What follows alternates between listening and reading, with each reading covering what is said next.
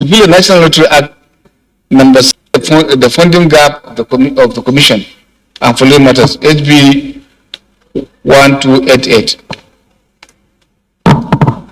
Chairman, why do you have, can you have these two laws concurrently moving? Sorry, can I draw the attention of the chairman. They are deleting the National Act to repeal the National Lottery Amendment Act number 6 of 2017.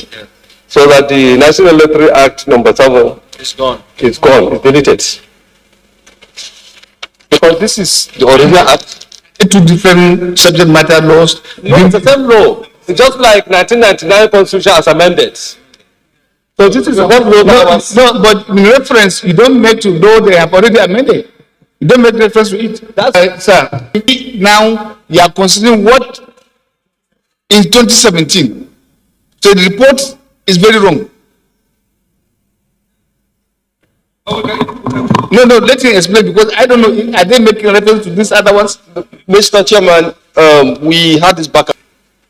True, sir. File Act is amended. Don't touch it.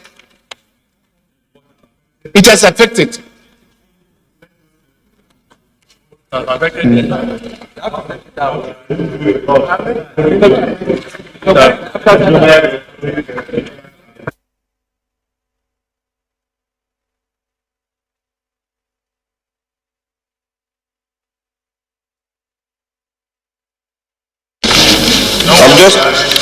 just trying to wonder whether that's the number 2 is page 2 is the only place where we have 2005. So we can. May I ask, Chair? Yeah.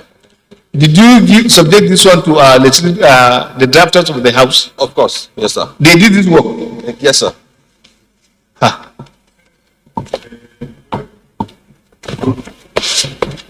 We can step it down, sir, and bring it up to Salah. 2005 is because in 2017, the clauses that were brought up were those that were amended from the 2005. So instead of them tidying it up as 2017 and adopt, let me finish. Say as you go further in the bill here, you still find references from the 2000.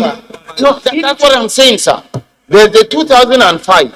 Then you find out that some columns for 2017 are blank, thereby implying that this 2005 is adopted as 2017. Which is wrong. No, sir. I think we just step it down and tidy it up. Oh, step it down. Thank you. Step down for further legislative action. Compact Management Agency, SABICOM, for the effective management, execution, and enforcement of service compact with citizens setting, controlling, implementation, and enforcement of service charter and standards, the identification and facilitation of resolutions of service failures, and enhancement of citizens and service rights and responsibility in Nigeria and following matters. 22. Honorable Gaza. Carried 22 carried. What about the one? Report number 22. Report number 22. Who is responsible for it?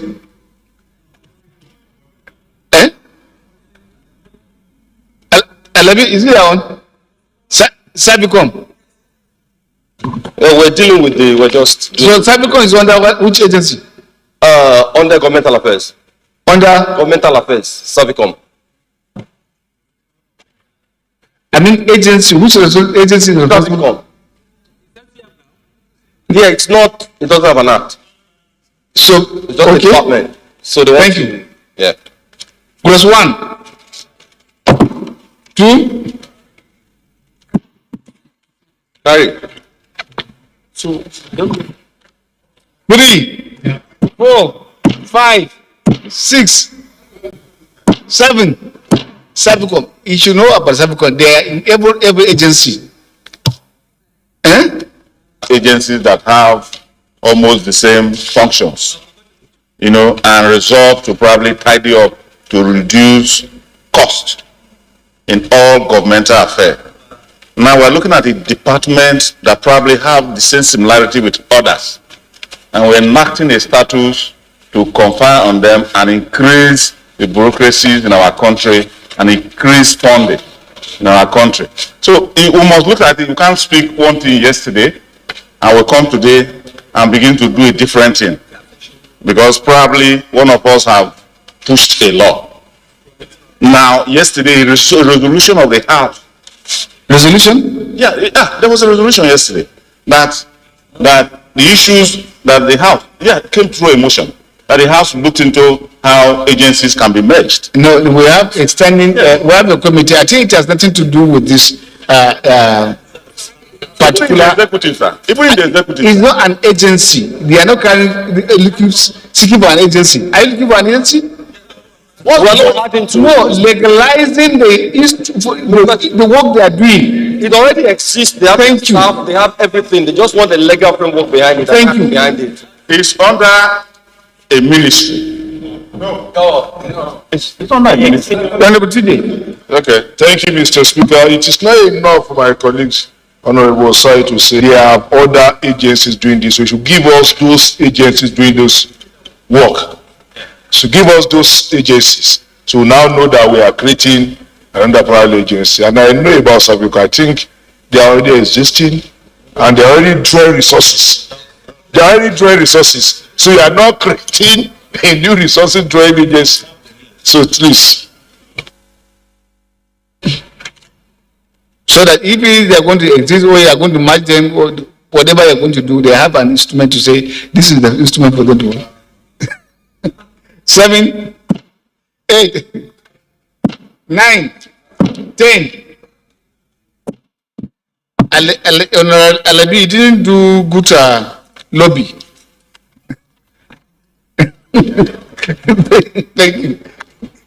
9, 10, 11, 12, 13, 14, 15, 16, 17, 18, 19,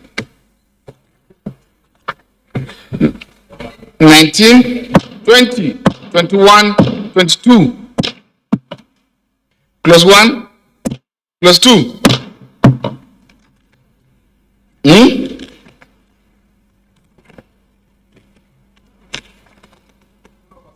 3, short title. Explanatory memoranda, long title. The bill to be considered is for an act to make provisions for retirement age of staff of legislative houses in Nigeria and for related matters.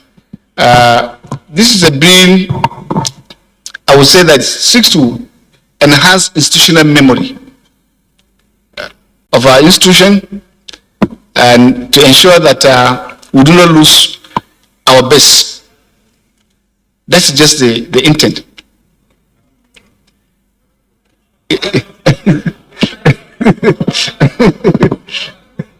You say? Yeah, in terms of criticizing, we are in a close concentration. Not debate. We are not for debate. Yes, concentration. That agreed. Agreed. Yes, sir. Yes, sir. Well, let's be orderly.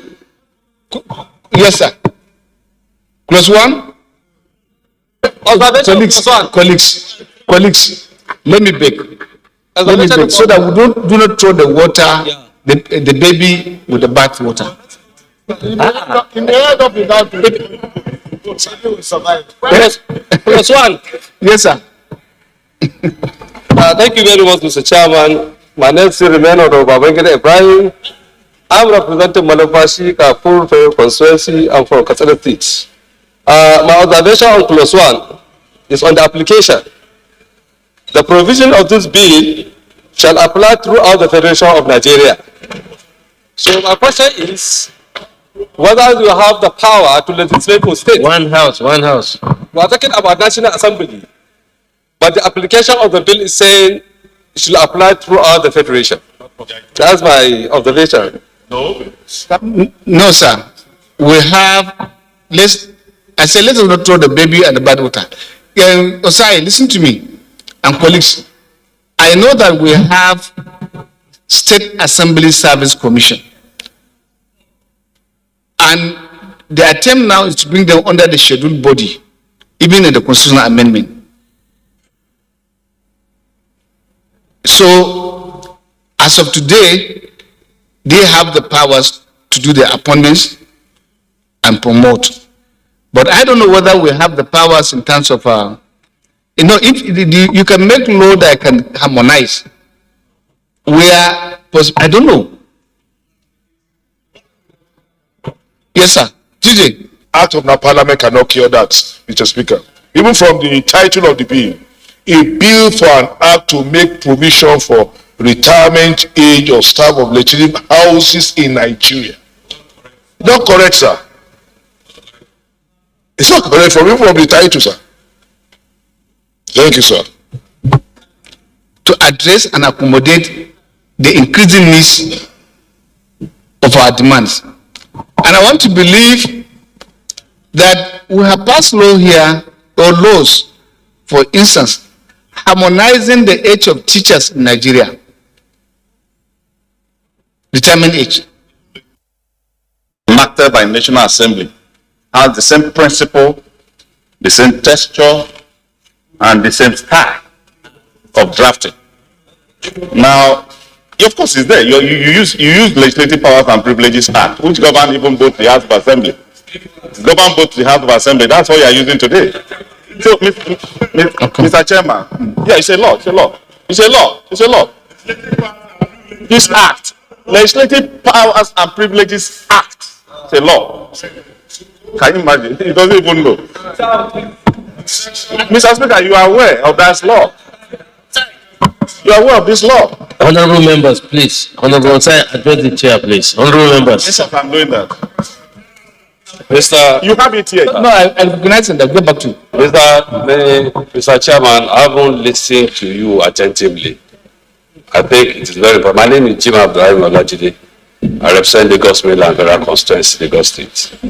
I want us to tarry a while, and I have my reason. At any point in time, we must allow the voice of reason to prevail and apply wisdom. We must not be in a hurry. People have pointed out certain things that are very germane here. I want us to be considerate. We are not, even if you have anybody that's retiring tomorrow or next tomorrow, you can still come back to do this to the benefit of anybody. But one thing I want us to consider is this. We have done this to so many establishments. Judiciary, they are benefited. Teachers, they are benefited. Even if you want to do it here, there's nothing that stops us from doing it. But with what people are now saying, let's tarry a while and allow the wisdom to prevail. Thank you. Which is very germane, Chairman. And that is staff of legislative houses. Local government councillors is a legislative house. State House of Assembly is a legislative house because it is staff of legislative houses. So which means it cuts across the entire strata of local government council, that of the state, that of the House of Representatives, or combined as in Senate. National Assembly.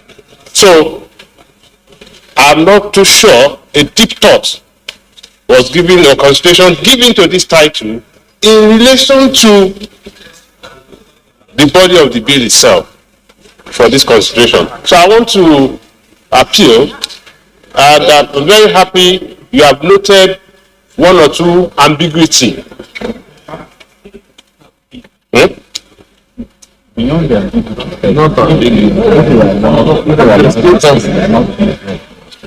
now.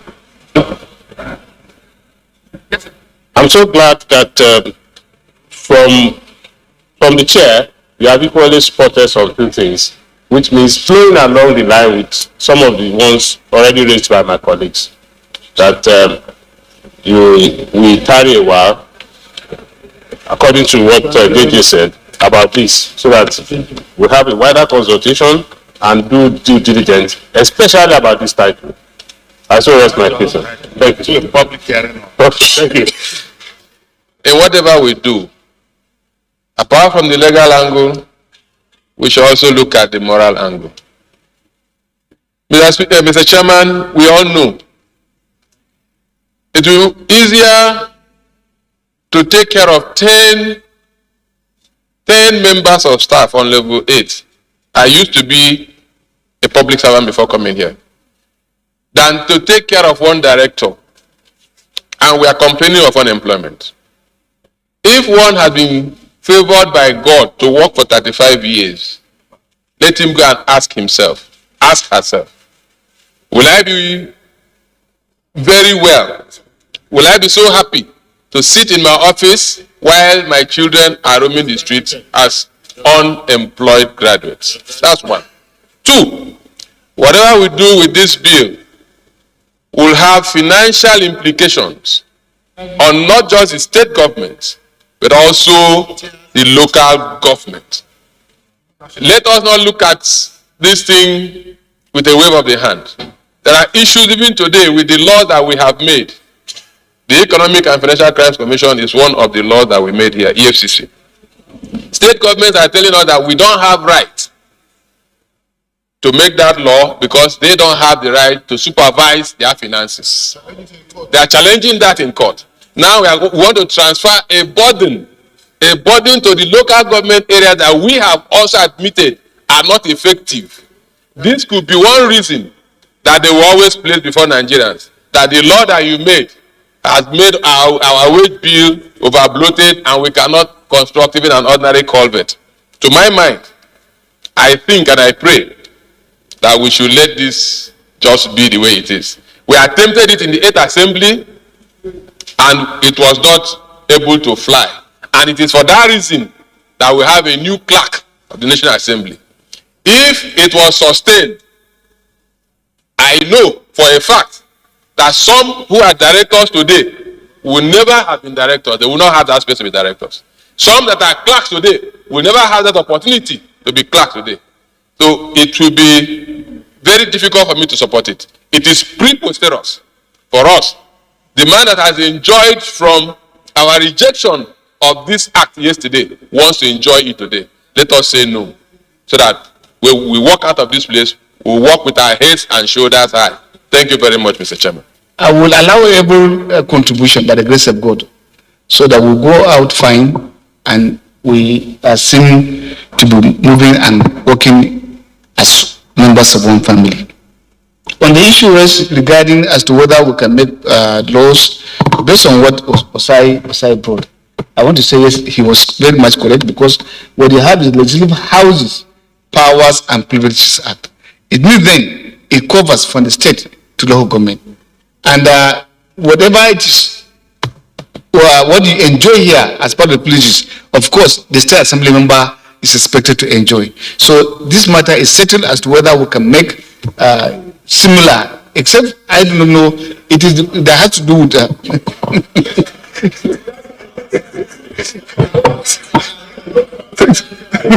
Mr. Chairman, we gave autonomy to the houses of assembly after that act had been enacted. No. Oh yes. When did we grant autonomy to state houses of assembly?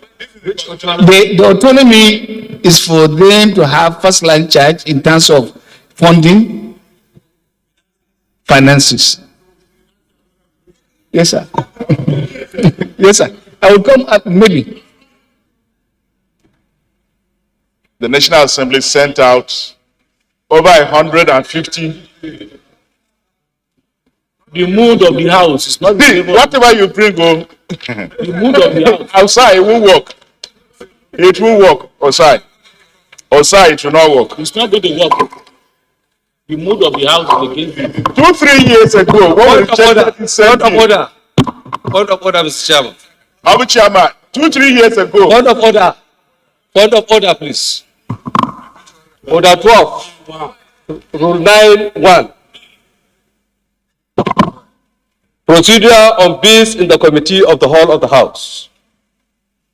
The chairman of the committee shall call the number of each clause in succession, or the first and the last numbers of a group of clauses, and if no amendment be offered thereto, or when all proposed amendments shall have been disposed of, shall proceed to put the question.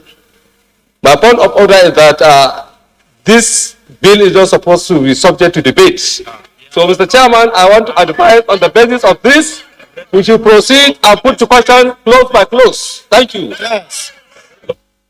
Your own point of order, and I want to thank you very much for bringing us back on track. But I also want to inform the House and bring the attention of the House that today is not the first time when we find issues to try to tidy up, and what we are trying to do is tidy up. No, we are not discussing, we are tidying up. Okay, thank you, Chairman. The point I was making, Chairman, 2-3 years ago when we rejected this same bill, this National Assembly sent out over 150 assistant directors, deputy directors, and directors. That is semantics. Was it upheld? The people sitting before us here today are beneficiaries of that same bill that we rejected. Once we have brought the bill. Beneficiaries. No. I said beneficiaries. I said beneficiaries. Chairman, I said beneficiaries. Because when we rejected over 150 assistant directors, deputy directors, and directors left the service for them to come in. We cannot now come behind the door and say, what we did yesterday for you to benefit is today wrong. I mean, what appropriate and impropriate? Let me offer explanation at this point. Let me offer explanation. I think that wasn't exactly. I have 2 points to make. Just Chairman. Just a second, so that offer the explanation. Is not exactly what happened. What transpired that time? What transpired that time was that this particular act we are trying to do was embedded as a condition of service, or in the condition of service, not as a bill, and I cannot remember any bill being brought. And it's because it was embedded in condition of service that the matter was stepped down. That instead of going through that way, it's better to come through Act of National Assembly and make a law. This is exactly what happened. Thank you. My second point is that sensitive bills as this, and I repeat, sensitive bills as this, what bill but very sensitive, must and should pass through public hearing. Why? I have referred to you. I've referred to you. Our standing order. Yes. No, our standing order allows us, the presiding officer. I know. You did so on the water resources bill. It didn't fly, and that's why you had to go back. In the same spirit, sir, let this go to public hearing so that nobody will go to court tomorrow. The reason is that basically these are civil servants. They are my brothers and sisters. Now look at them here. They are my sisters. If we pass this law, the Civil Service Commission or the head of service may go to court. These are basically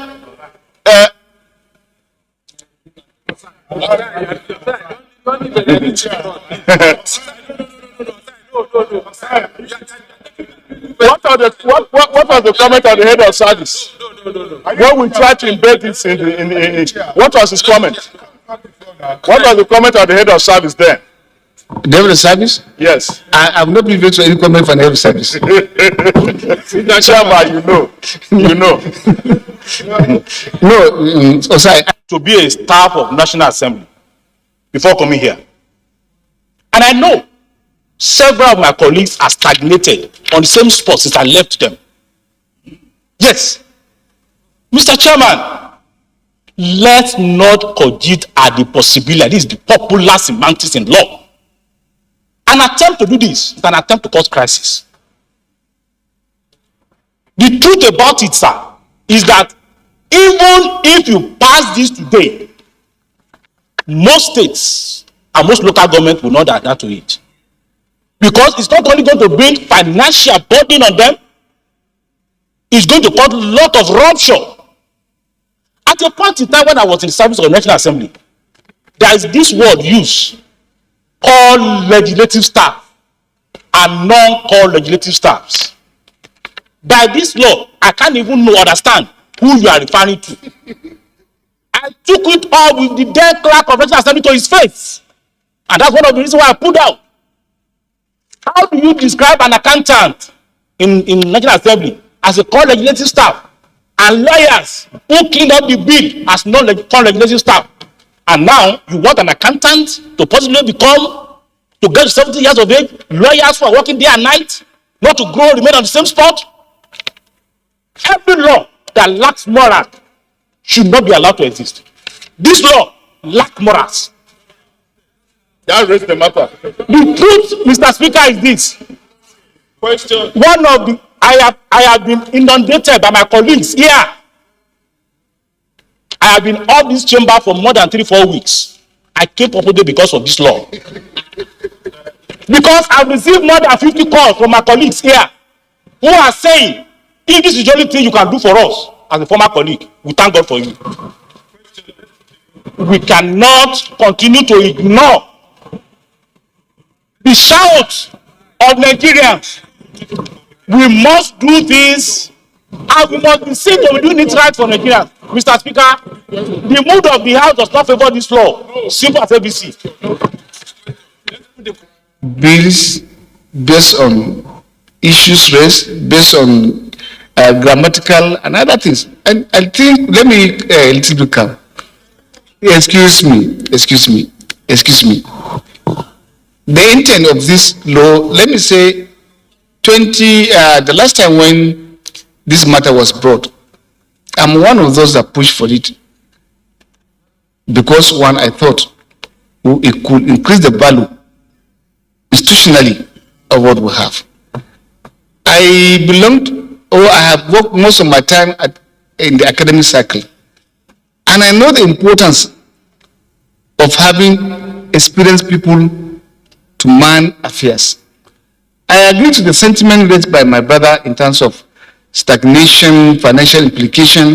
In every law you are making, you are supposed to attach the financial implication of it.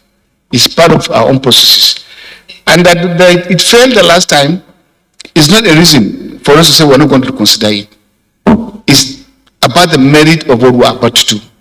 Will the system benefit from it? Well, I won't put any question. I would rather, first, I agree to the genuineness of, so that for the legislative privilege and whatever act we have seen, I'm convinced. Yes, excuse me, sir.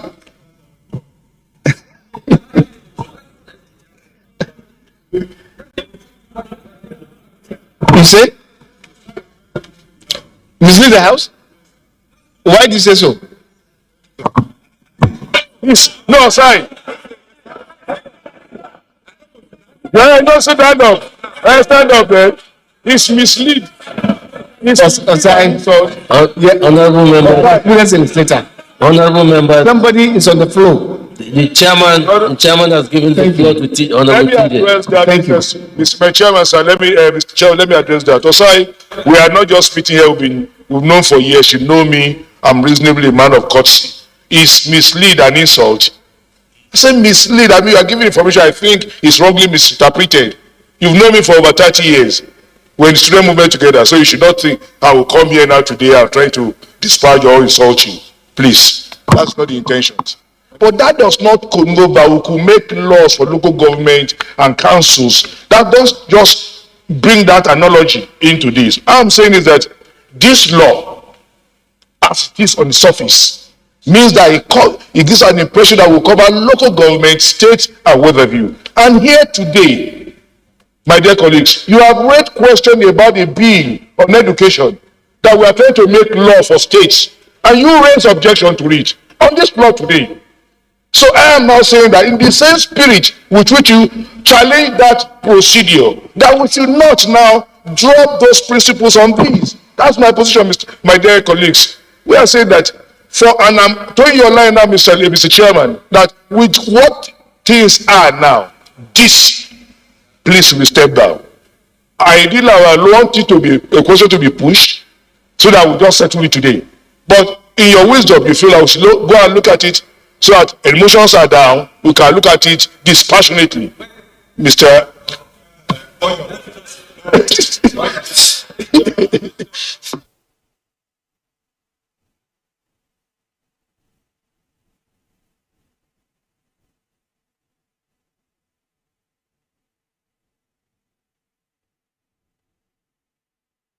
Laws.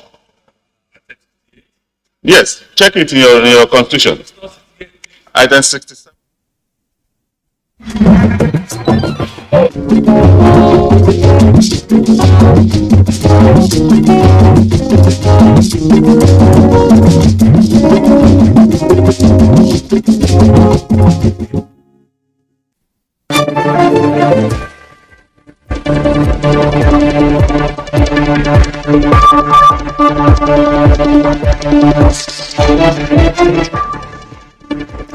Hello there, I'm Heidi Adams in for Esther Gitui Hewitt, and this is Africa 54.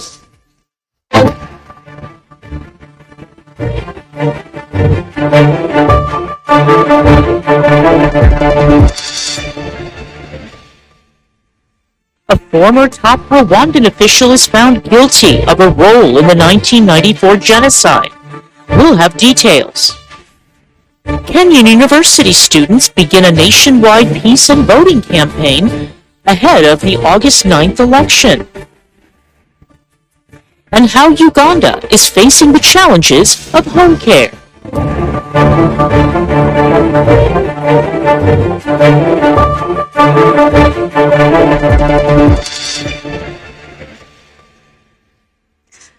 A 7-member committee charged by the Ethiopian government to look into possible peace negotiations with Tigrayan rebels has held its first meeting. That's according to a top aide to Prime Minister Abiy Ahmed.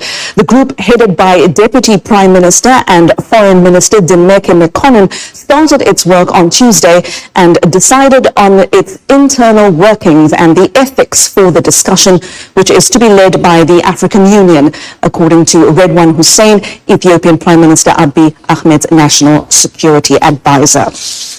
While Ethiopia's civil war has not reached Addis Ababa, rights groups say authorities arbitrarily detained thousands of Tigrayans last year in ethnically motivated arrests. VOA spoke to recently released Tigrayans about the conditions they endured. Henry Wilkins reports from Addis Ababa. Ethiopia's Addis Ababa appears as a modern international city with the African Union headquarters, prompting some to call it the continent's diplomatic capital. Rights groups say tensions are boiling beneath the surface from Ethiopia's war with Tigrayan forces that saw thousands of Tigrayans last year arbitrarily arrested and abused after the government claimed some Tigrayans in the capital of being undercover agents. VOA spoke to a Tigrayan man, his identity hidden for safety, who said he was released in February after being jailed in the capital for 3 months in a makeshift prison. The police might have made things that they might get kicked. There were a lot of flesh were kicked. I personally also was kicked one day for doing nothing. I did nothing. I was about to take a shower. So we were kicked a lot of times. They only need a reason to kick you. Rights groups like Amnesty International say ethnically motivated detentions increased days after the government declared a state of emergency in early November following threats by Tigrayan forces to attack the city. Samur, who declined to give his full name, says he fled to Uganda in March after being held for nearly 3 months in a prison in Addis Ababa. Astonishing, to learn that there were kings with us there. I specifically remember this kid, he was in grade 7, very big in high school, and he wasn't even born in Tigray. His father is a Tigrayan, and his mother is not even a Tigrayan. In May, the death in custody of a Tigrayan general and a former commander in the African Union mission in Somalia, General Gebramedin Fakadu, sparked protests in the capital. Reuters reported in June at least 15,000 Tigrayans were detained between November and February, and that 17 died in custody, some after being taken from the capital to a prison in the town of Mizan Teferi. VOA spoke to another Tigrayan man, his identity also hidden, who recalls the state of inmates transferred from the Mizan Teferi prison to his prison. 5 prisoners had to share 1 loaf of bread and 2 liters of water for 3 days. That means 1 glass of water per person per day. All were in terrible condition. They were very hungry and thirsty. VOA could not independently verify the reported deaths and allegations of abuse while in custody. The state-funded human rights organisation, Ethiopian Human Rights Commission, claims all Tigrayans held arbitrarily in the capital have been released. All the arrests, mass arrests, and during that